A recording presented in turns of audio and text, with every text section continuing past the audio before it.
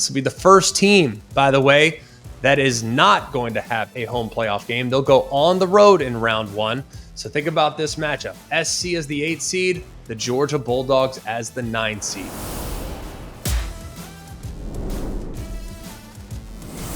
Hello and welcome. It is always college football. I'm your host, Greg McElroy. Welcome to October. Ladies and gentlemen, it is Wednesday, October 2nd, and we really appreciate all of you that have consumed the show this season so far on any of the podcast platforms, Apple, Spotify, you name it. And those of you that have come to us via the ESPN College Football YouTube channel, we appreciate you guys. We appreciate you very much. Mark Kubiak, Jack Foster, Jake Garcia are here. Want to give a couple shout outs because like I told you guys over the last couple weeks, our ratings have been sabotaged. We were 4.9 or 5.0 up to about early December last year. And then teams were left out of the playoff. And then all of a sudden our ratings tanked. We still have some fans of teams that have one win this year that are continuing to try to sabotage our ratings. But I just want to give a shout out to a few people that have written some awesome reviews. Bonnie's and Irish, PSU, The Fret, Allergy Man, Big Benelli, Wajawa, and Brian K. West. We appreciate you guys. We read those reviews. We very much appreciate your support of the show. Continue to support the show by telling your friends. And then, of course, downloading it wherever you get it. Today, we're going to have a fun show. We're going to put a bow on September and start to look ahead to October.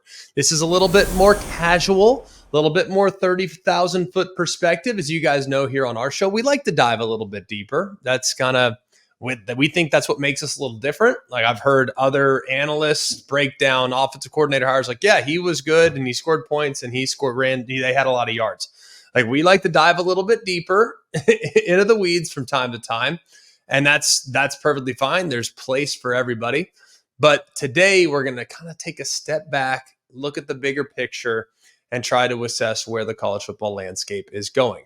Just so you know, we're going to do playoff projection, the 12 teams that we think we're to get in, and who we think, if we could pick it right now, who's going to get in. We're going to go through some of the biggest surprises, some of the biggest disappointments, a couple of the best freshmen. And then we're going to finish the show by talking a little bit about the Big Ten and the SEC and their potential scheduling alliance. So let's dive in by starting with how we see the 12-team playoff looking here in a couple months. If the playoffs started today, here's how I'd have it. Okay? Like we've said before, I know the 12-team playoff is new to many. I'm going to try, hopefully, to explain it as we go along because it's new to me as well. Let's start with the number 1 overall seed. That would be the Alabama Crimson Tide. You look at what's coming up. They have road trips to both Tennessee on October 19th and LSU on November 9th. But that win against Georgia was enormous. If you really look outside of those 2 road trips, they should be a double-digit favorite in just about every game. So right now, Alabama, the number 1 overall seed in the college football playoff. Let's go to number 2, the Ohio State Buckeyes, winners of the Big Ten, as we forecast it right now. Yes, there's some challenges coming up. They go to Oregon. They have to play at Penn State.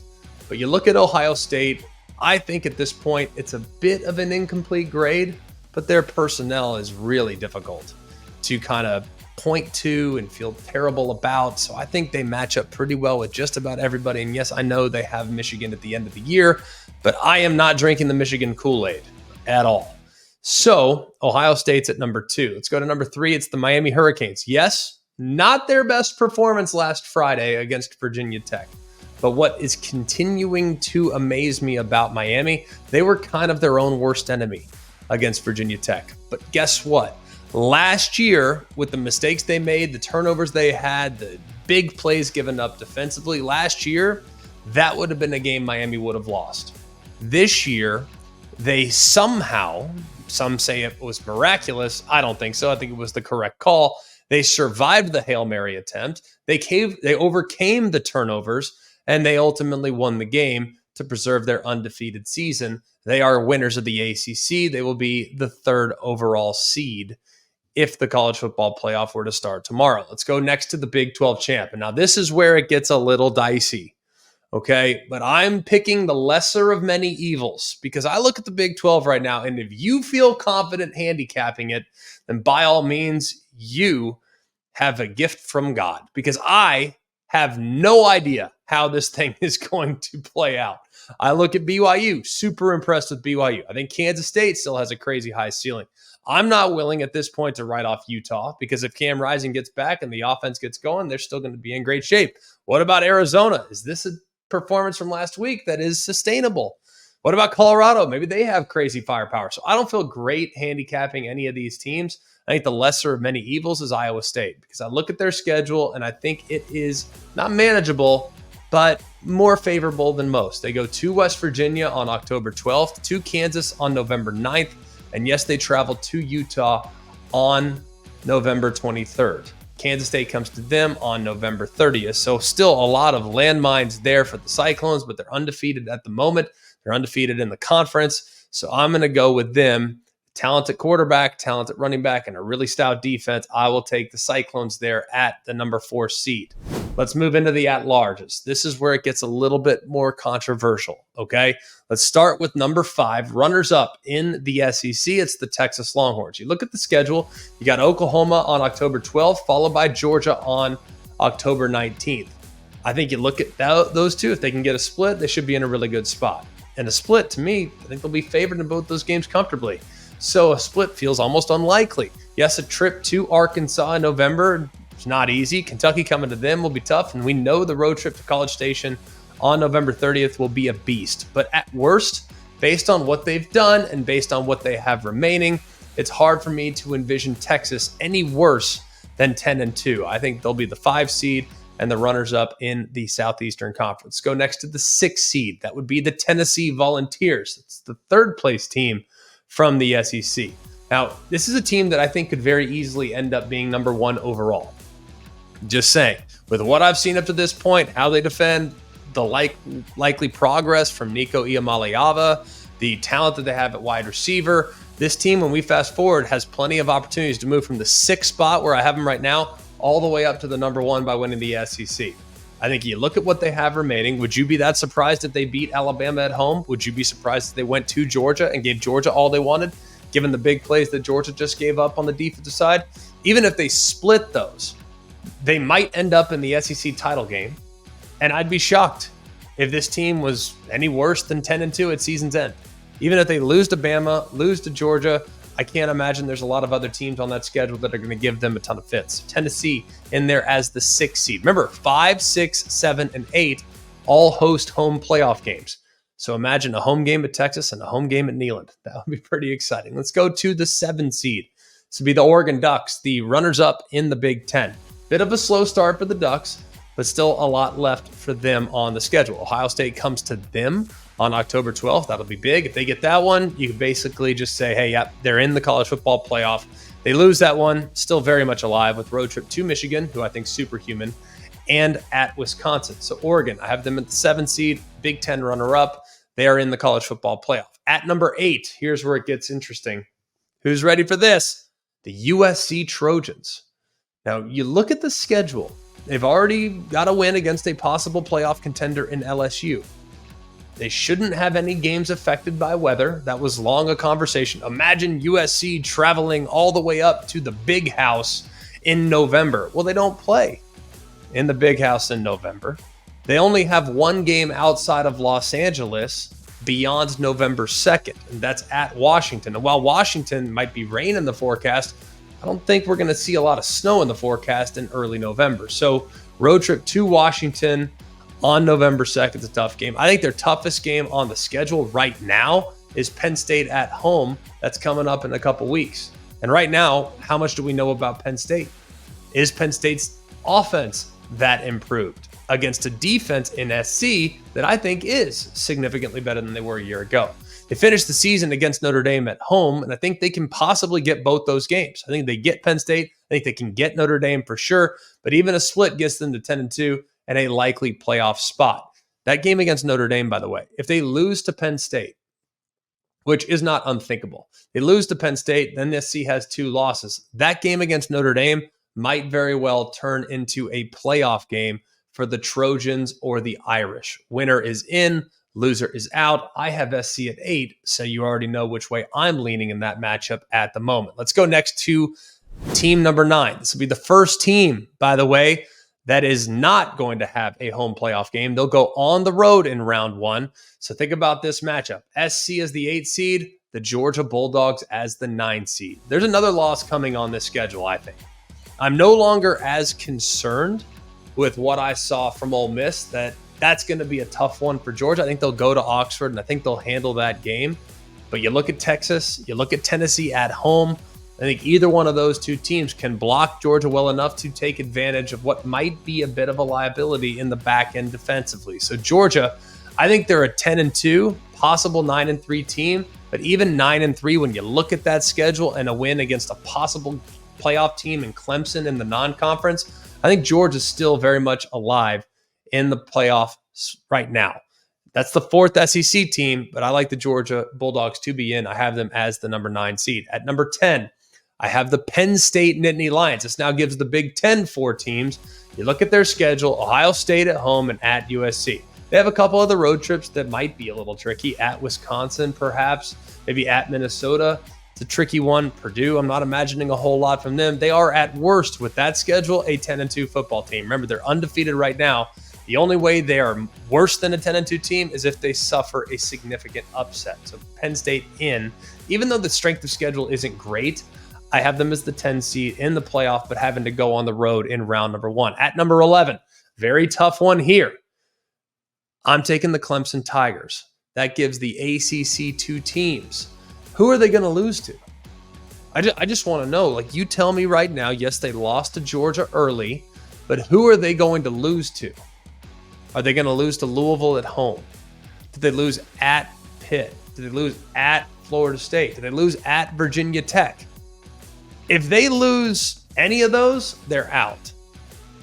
I think they absolutely, to be in, have to be 11-1 and participating in the ACC championship game. Of course, they win the ACC, then they swap places with Miami, who's currently my 3 seed.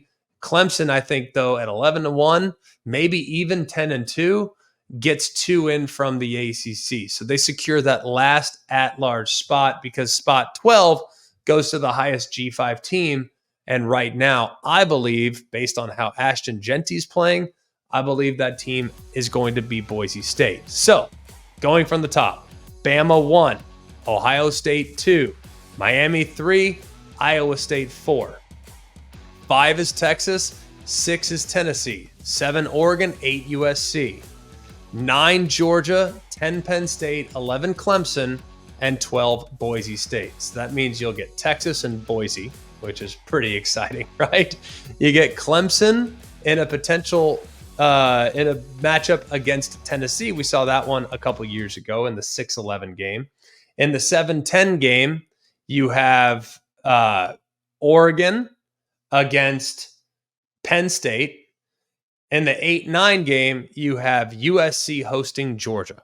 It'd be pretty amazing. Notably missing from this list so far, that would be Missouri, who right now is undefeated in the top 10, but looked a little wobbly from time to time. Also out is Michigan. I think they're too one-dimensional offensively. I think at some point they're going to get got, and while they can beat every team on their schedule, I just don't think they have as much margin for error when they're that one-dimensional on the offensive side. You look at Ole Miss. I would have had them in had we done this exercise last week. However, Ole Miss looking a little more human and a little bit more like the teams we've seen from Ole Miss in 20, 21, 22, 23.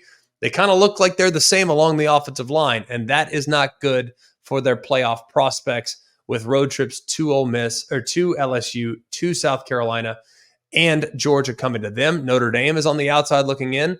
Ultimately, you look at where they could lose. Yeah, they could lose to SC, but man, that loss to NIU, it just continues to percolate in my brain. That's one that I just have a tough time getting over. So I think even at 10-2, it might be tough for Notre Dame if they lose to SC, who's likely a playoff team, and then LSU, who's playing better and does have some opportunities in front of them. But man, it's tough for me to think they can defend well enough to get in the playoffs. So that's how I see the 12-team playoff playing out here in a couple months. Now to give out some awards for some teams that we have not talked a whole lot about.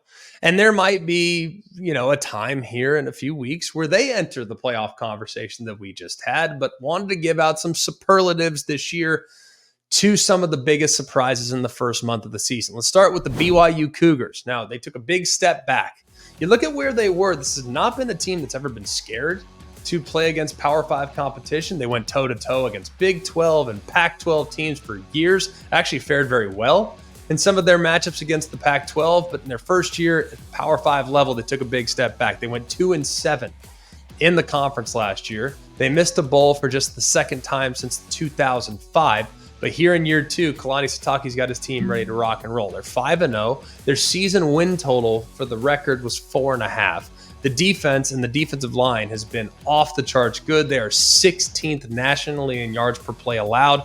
Last year, they were 92nd. You watch that D-line, man, and you understand why they're so improved. Jake Retzlaff, their quarterback, was the number one JUCO player in the class of 23. Spent last year watching Keaton Slovis, got a little time at the end, but is now starting to come into his own after being picked in the preseason 13th in the new look Big 12. So BYU, one of the biggest surprises, a great story, and hoping that play will continue on both sides of the ball for him. How about Rutgers? This was a surprise to many, but not to us. If you listen to Always College Football in the preseason, we told you that Rutgers is one of the sneakiest teams in the entire sport, partly because I looked at their win total. I'm like, oh my goodness, they're going to fly past that. You look at their schedule and things set up really nicely for Greg Schiano.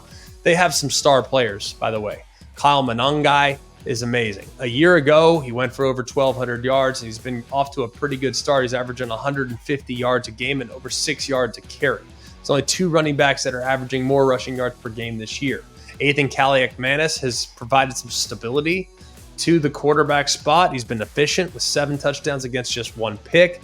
And the Scarlet Knights have turned the ball over just 2 times this season. That's tied for the 5th fewest nationally in their undefeated start. So Rutgers in a really good spot right now. How about Indiana? Look, first-year head coach Curt Cignetti told everybody to Google him. He says, I win. Doesn't matter dating back to my time at IUP, my time at James Madison, Elon, I win. I know what I'm doing. They were picked to finish 17th out of 18 in the Big Ten. Their season win total was 5.5. They've gone to a bowl game just 5 times since 1994. The most wins they've ever had in a season since 94 was 8 wins in 2019. Now, the schedule's been manageable. No one's going to sit there and say they've run through a gauntlet between Charlotte and Maryland, Western Illinois, FIU, and UCLA, but they've won every game convincingly. It's not like they're just skating by. And Curt Cignetti has basically said, it doesn't matter. We're going to go out and we're going to dominate you. He doesn't care. He even said, you're going to go to the Rose Bowl, kick UCLA's butt, and come back. That's, to me, an amazing confidence being displayed by their coach. So Offensive Player of the Year coming from the MAC is Curtis Rourke. He's off to a really nice start, completing over 70% of his passes. More than 10 yards per attempt, 11-2 touchdown interception ratio. 13 players came with Cignetti from James Madison, and they've really done a great job of applying some of those new transfers. Some, like I said, from JMU. They've been great on both sides of the ball. So it's been fun to watch Curt Cignetti and this jump-started Indiana program. But how about the place that Curt Cignetti left? Not many people, self-included, anticipated James Madison being undefeated at the end of September. They obviously lost those 13 transfers. Tons of other people left. The roster was completely gutted. Much of it was kind of up in the air and in disarray. Quarterback Jordan McLeod goes to Texas State after entering the portal. And what have they done under new head coach Bob Chesney? Well, they scored 70 on North Carolina. And now they're among the favorites in the G5 to potentially get to the college football playoff as that lone representative. How about the Duke Blue Devils? Their season win total was 5.5, and Manny Diaz went out and got Malik Murphy from Texas. And you look at where they were. A lot of people had left. A lot of people had graduated. People thought that Mike Elko left the cupboard relatively bare because of how many people. They kind of peaked, and now, hey, it's back to earth for Duke. Well, it hasn't really happened like that. To lose Riley Leonard and lose some of those pieces on defense and along the offensive line, it's ridiculous. Right now, Duke ranks 7 7th nationally in yards per play allowed. They were 28th a year ago. So to think they're actually better on defense than they were a year ago says an awful lot. They were picked to finish 11th in the ACC, and like I said, their season win total was 5.5. So to come back 20-0 deficit against North Carolina and win the game, definitely their best performance of the year. But Duke been one of the great surprises here in the early going. How about Pitt in the ACC? All you got to do is just bring in a new OC, bring a new quarterback. What could go wrong? Well, Pat Narduzzi's their offense last year was terrible. All right, let's just acknowledge it. It was one of the worst offensive attacks in the sport. They were 97th in overall passing rating. They were 3-9 last season. That was their worst record in 25 years. This year, you go out, you hire Cade Bell from Western Carolina. You go and bring Eli Holstein in from Alabama at the quarterback spot. They were picked way on down in the preseason in the ACC, and right now they're 4-0. Yes, I would argue that they are probably the most dramatic 4-0 that you could possibly be. They had some double-digit wins, double-digit comebacks against Cincinnati and West Virginia. Some people thought that those two teams might actually be factors in the Big 12 this year, but they've been great offensively, 6th in yards per play, and Holstein is 15th nationally in passer rating. So Pitt off to a surprising undefeated 4-0 start after what was a very disappointing 23 campaign. And finally, UNLV. UNLV has that offense where it's go, go, go, go, go, right? I mean, Brendan Marion, the offensive coordinator, doesn't matter who their quarterback is, whether it's Jaden Mayava last year, whether it's Matthew Saluka, who now left the program, or it's Haj Riley coming in and becoming the starter now. These guys are rolling, all right? They are rolling. They're in the desert. They're 4-0, continue to stay focused. They beat Kansas. They've won 2 games in the Big 12.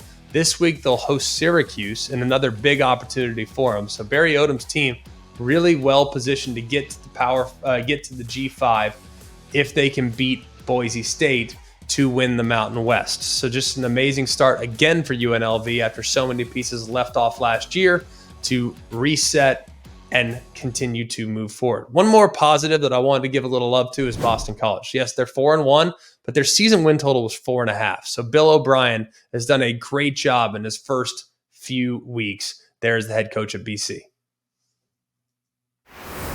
Well, we have all the big surprises for all the right reasons, all the teams that are overachieving at the moment. So let's go to the other side of the coin and acknowledge the biggest disappointments. Florida State.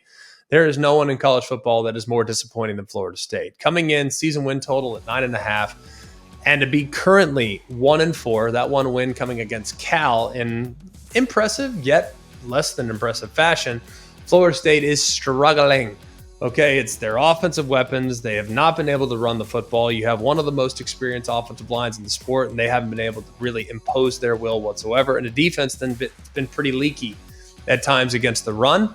So Florida State, as a result, coming in with sky-high expectations among pretty much everybody, they have fallen flat on their face. And, man, they are at a bit of a crossroads right now because it doesn't look like it's going to get a whole lot better. DJ Uiagalelei has now been ruled out for the near term with an injury to his hand.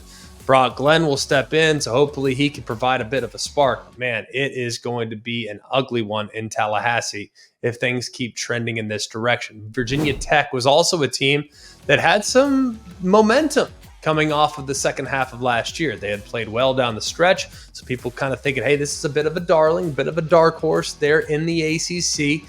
Vegas liked them. Season win total was at 7.5. Well, they are currently 2-3 with a loss to Vandy. They've also had some good moments. I mean, they took Miami to the wire, so there have been some positives, but the consistency has not been there on either side of the ball. And as a result, they have drastically underachieved in their first 5 games. And then finally, the Kansas Jayhawks. They started the season as one of the favorites, actually picked to finish 4th in the Big 12 preseason poll, partly because of their quarterback and Jalen Daniels and how many electric plays will he make this year. Well, he hasn't looked comfortable. He's thrown a bunch of picks. Ball security has been an issue. Defense has been a little bit leaky. And as a result, Kansas starts the season 1-4. You know what that means? That over of 8.5 that you played in the preseason, yeah, you can tear that ticket up because this one is already in the can. So Kansas, Virginia Tech, and Florida State, Nobody's been more disappointing in the Power 5 this year.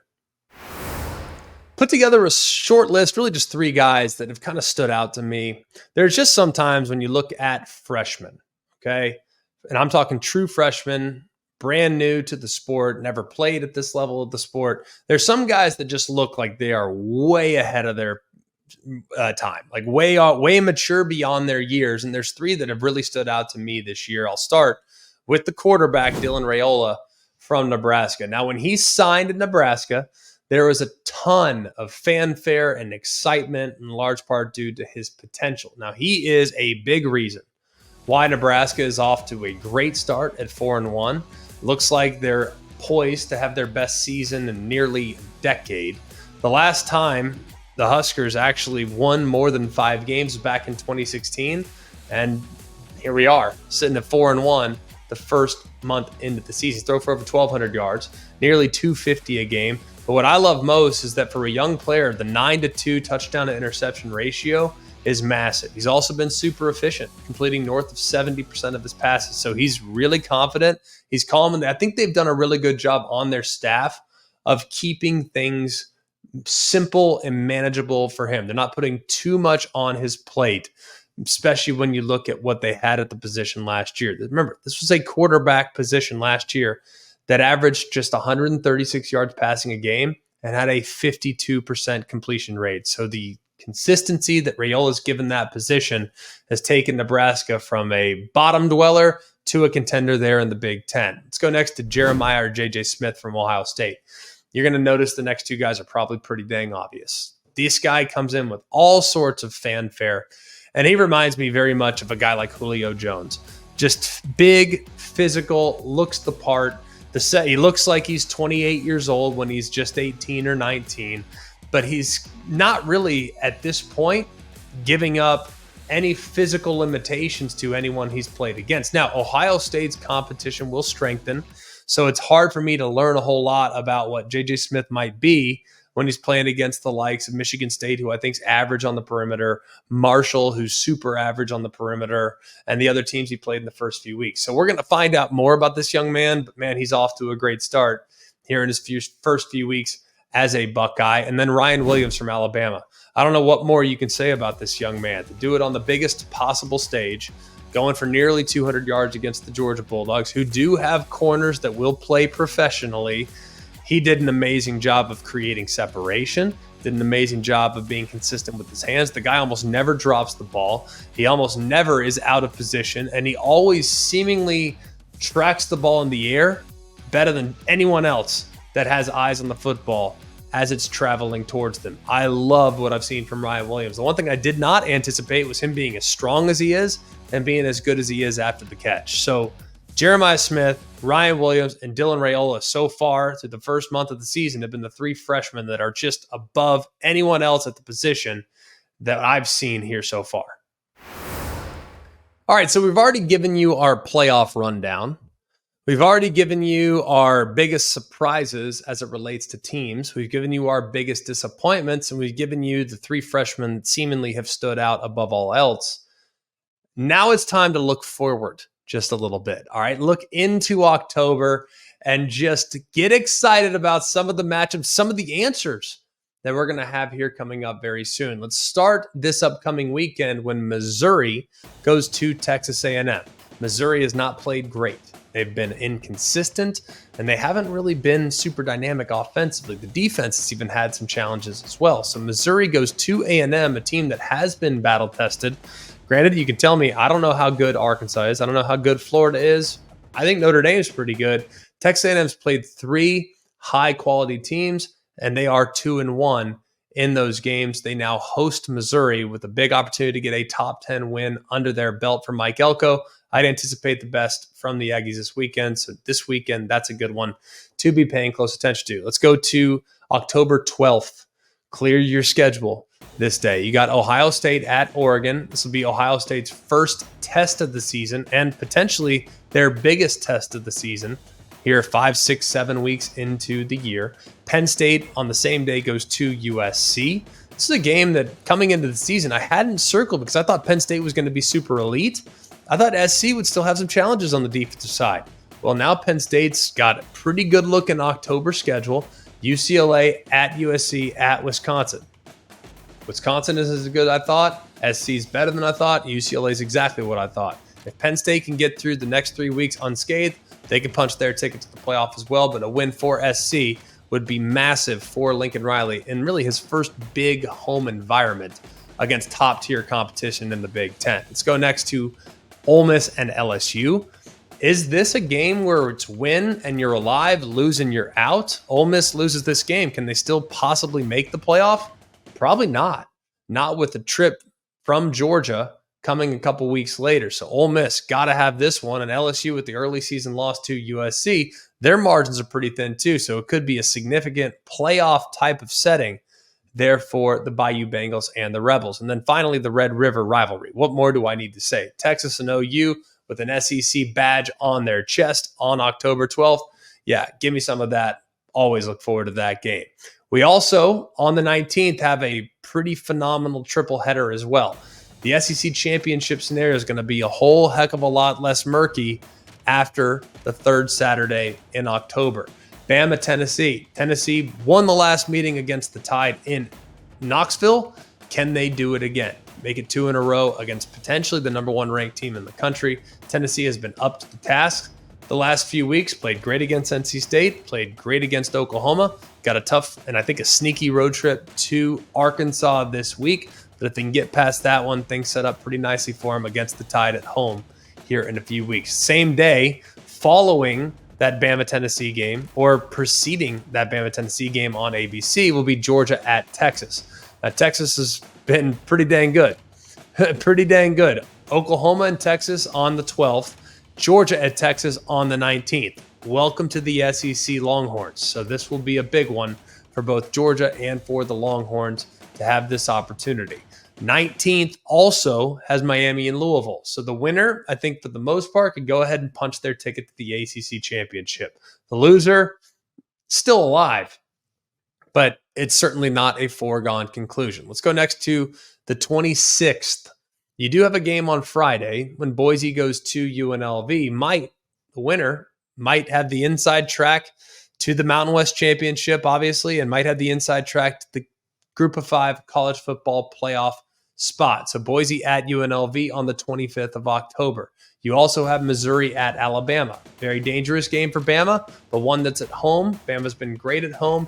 And Missouri at this point, who knows what they'll be. We already referenced the tough game they'll have in College Station on the 5th. You have Nebraska at Ohio State. Can Nebraska show just how far they've come under Matt Rule? Yes, I know it's early in his tenure, but he's got weapons and he's got pieces, and they're extremely well coached against an Ohio State team that will know a whole lot about at this point for sure, having played against some quality competition in Oregon a couple weeks earlier. But this will be interesting. I think really more for Nebraska than for Ohio State. Also on the 26th, Oklahoma heads to Ole Miss. Will one of these teams be in this game with just one loss? I think it's probably unlikely at the moment. And then also the nightcap there, LSU at Texas A&M. What about this game? LSU, well, they only have one loss because they beat Ole Miss a couple weeks earlier. And A&M, did they beat Missouri? Will A&M be in a position to maybe find their way in the back door into the college football playoff conversation? You probably noticed that I just went through a whole bunch of games in October, and I did not include a single Big 12 game. Why? Because I don't know which ones are going to be good. I look at some games that have a lot of intrigue. Arizona at BYU on the 12th. Colorado at Kansas State on the 12th. Oklahoma State at BYU on the 18th. Texas Tech at Arizona on the 5th. These are all great games, but I don't know which one is going to ultimately determine who's playing for the Big 12 title. So right now, the Big 12, like I said, watch all the games because they all might be great, given the fact that the margins between these teams are just so incredibly close. One more thing before we get you out of here. There's some reports about a meeting that's going to take place on October 10th between the Big Ten and the SEC Advisory Committee, involving Greg Sankey, the commissioner of the SEC, and the Big Ten commissioner, Tony Petitti.